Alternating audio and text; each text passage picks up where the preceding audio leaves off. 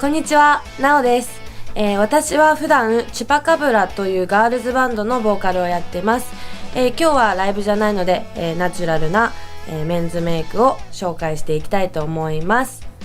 レッツスタート。今日使ったカラコンは、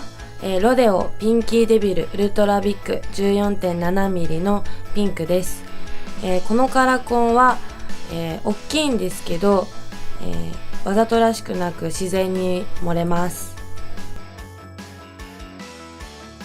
ベースは、トニモリエクポアシルキーサンプライマーです。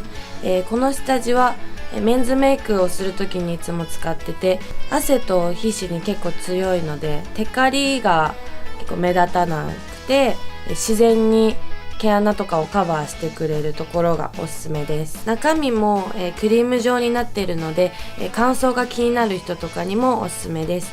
私は、スポンジとか使わずにすべて手で指の腹を使って全体に伸ばしてます。そんなに取りすぎても厚塗りみたいにならないので、気になる部分に多めにいっぱいつけて、伸ばしていくのがおすすめです。アイブロウパウダーはセザンヌのノーズ&アイブロウパウダー、1番のキャメルを使ってます。私は眉毛と、彫りの部分、あと鼻筋もすべて、あと二重幅もすべてこれを使ってます。範囲が広い部分、眉毛の下の彫りの部分、あと鼻筋は、太い方の筆で、薄いのと、一番薄い色と中間の2番目に濃い色を、混ぜてグラデーションにして、使ってます。一番彫りを深く見せたい部分をちょっと一番暗めの色で、のせて、それをすべて筆で伸ばしていくっていう感じです。一番ポイントになるのが、この鼻筋と、目頭の間のここを一番濃い色で塗ってあげると彫りが深く見えるので、おすすめです。あと目の二重幅、ダブルラインのところを一番濃い色、眉毛と同じ色で、描いて、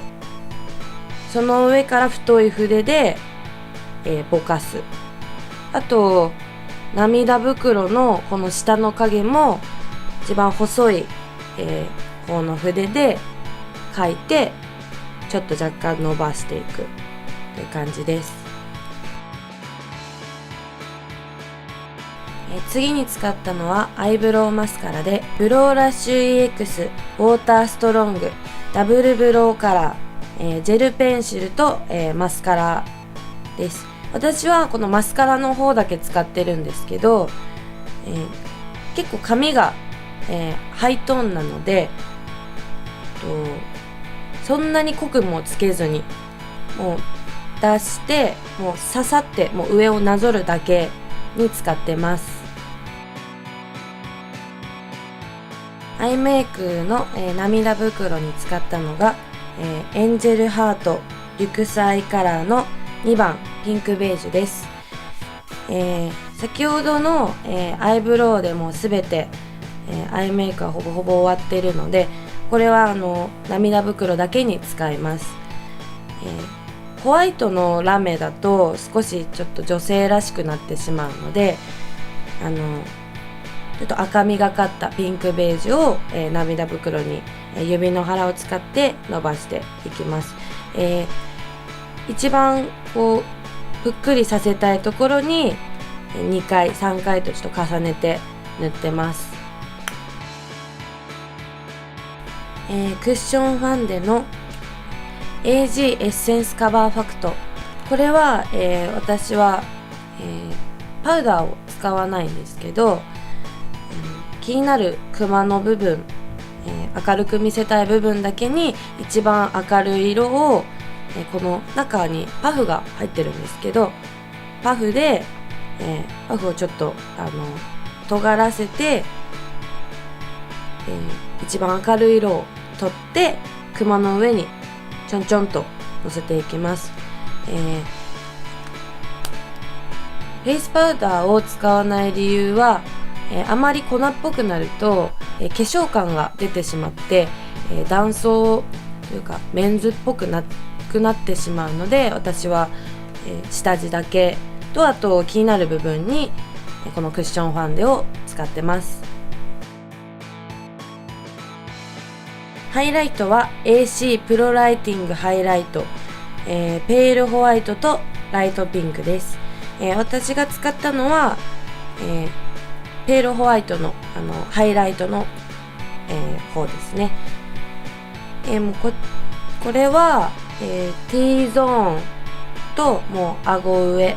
とちょっと赤みが気になるところに少しだけ、なぞるようにのせていきます。このハイライト用に使うブラシは、オンリーミネラルのブラシを使ってるんですけど、太いものだったら何でもいいです。顎と、鼻筋に合うぐらいの大きさのものを、おすすめします。リップで使ったのは、韓国コスメの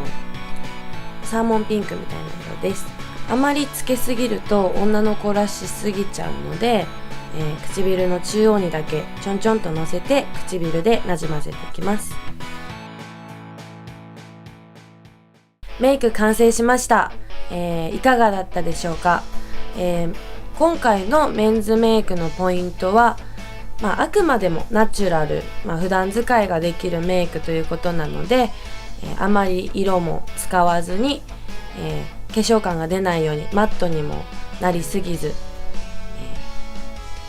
でも、しっかりこう影とか陰影をつけていくっていうのが、ポイントだったんですけど、やっぱ眉毛の、形とあと眉間の間ですね、彫りとかを、しっかり描いていくのがポイントになると思います。